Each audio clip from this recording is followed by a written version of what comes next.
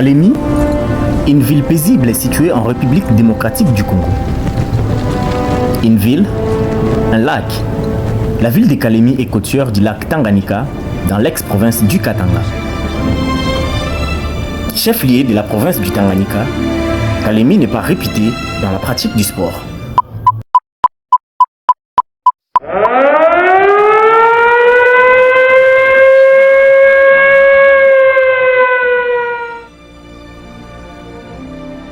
Quelques mois après son arrivée à Kalemi, les frères des deux sœurs jumelles, Christelle et Christivie, les jeunes Bobo Lubango réfléchissent sur comment restaurer la pratique du basket à Kalemi.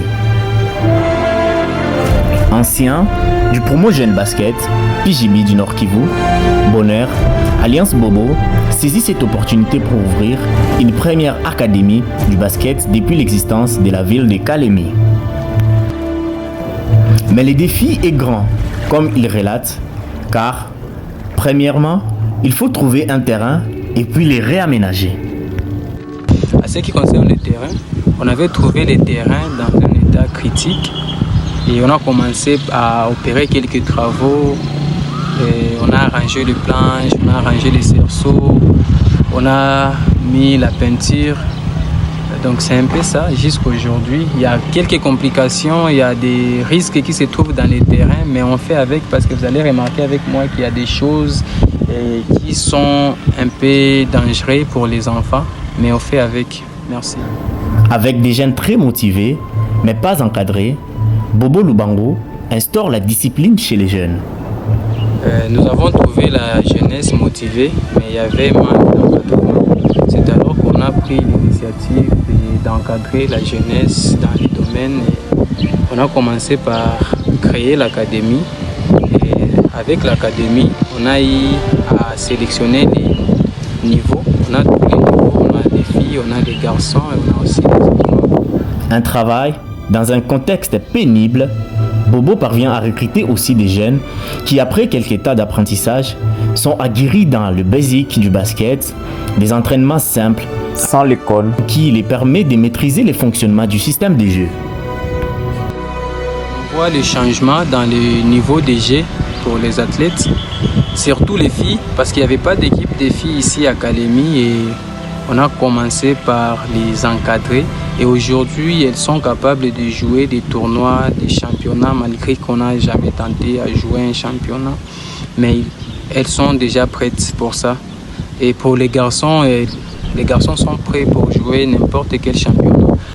Un environnement moins évolutif car la fédération de basket n'a jamais foulé les pieds à Kalemi et il n'y a pas de championnat à Kalemi. Si Dieu le permet, avec l'aide qu'on aura, parce que jusque-là on n'a pas d'aide, que les garçons peuvent se présenter même dans des championnats comme du Congo ou soit la province peut organiser des championnats pour nous parce que jusque-là il n'y a pas l'organisation des championnats ici chez nous et on ne fait que les faire croire qu'il y aura cette initiative et on ne sait pas ça va commencer par qui. Mais nous, on continue à travailler jusqu'à ce que l'aide viendra, peu importe d'où ça viendra, que ce soit de l'extérieur ou ici chez nous. On espère que ça viendra un jour parce qu'on voit déjà les changements. Des motivations d'un jeune qui n'a pas des moyens, mais l'amour de la discipline donne des idées afin de booster la discipline à Kalemi.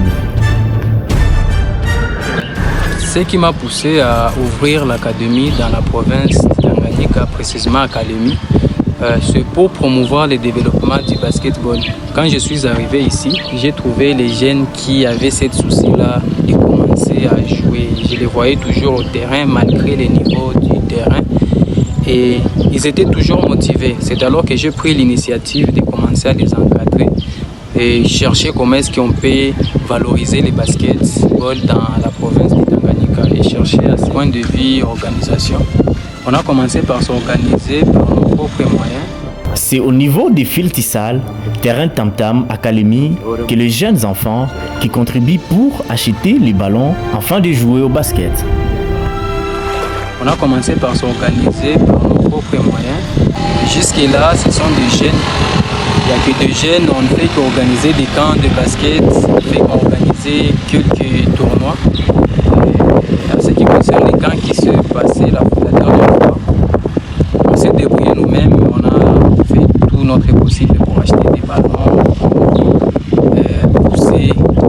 tête de contribuer quelque chose pour les polos. Et c'est ce qui a permis à ce qu'on puisse arriver à la réussite de cette activité. À ce qui concerne aussi les gouvernements, jusque-là, les gouvernements ne s'étaient pas encore impliqués dans ces domaines-là.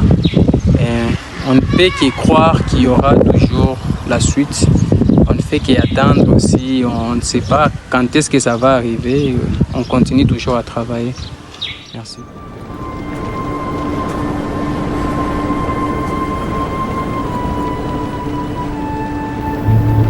Un message pour le président de la fédération et pour le nouveau ministre des Sports, Didier Boudimbo, de ne pas toujours faire comme c'est la coutume, mais de pencher l'œil sur l'encadrement des jeunes et le développement sportif en soutenant les académies.